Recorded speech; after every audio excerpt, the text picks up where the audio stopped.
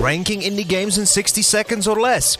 Hopefully. Copycat. Without a doubt a game that surprised me on a level even larger than Stray back in 2021. It has a heartfelt and suspenseful story, funny moments to break it all up, and some fun gameplay moments as well. So this game gets a definite A tier. Is this game trying to kill me? Yes, it is.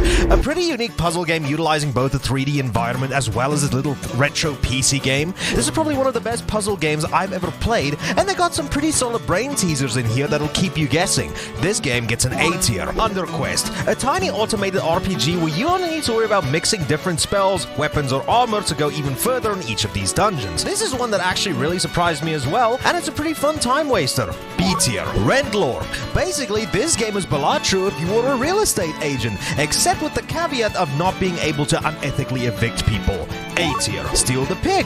I could in fact not steal shit, and the game feels like a more buggy and less polished version of Human Fall Flat. D tier. Completely stretchy. A game where you essentially get to play as Mr. Fantastic if he was rendered in the same graphical fidelity as the Simpsons game back from 2007. I really like this game, although some of the game's mechanics do take some time to really get used to. B tier. Grandma No. This game has a shitting old grandmother that can vomit on the toddler she's supposed to be looking after, so for that, this game gets an S tier.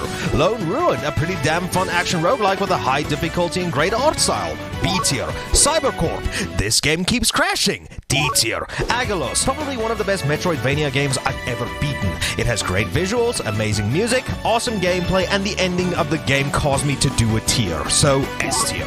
Heroes of Mount Dragon, a pretty damn fun action beat-em-up that you and 3 other buddies can play. The only problem that I have with this game is that the gameplay feels a tad bit too slow and underwhelming when comparing it to its contemporaries, but still, I think this is something that you should give a look at. B tier. Deliver at all costs, a game all about delivery and causing millions in property damage. This game is pretty fun and has a lot more going on under the hood than the whole delivery side of it, but it is a tad bit buggy, and I do believe that the camera angle could cause a little bit of disorientation.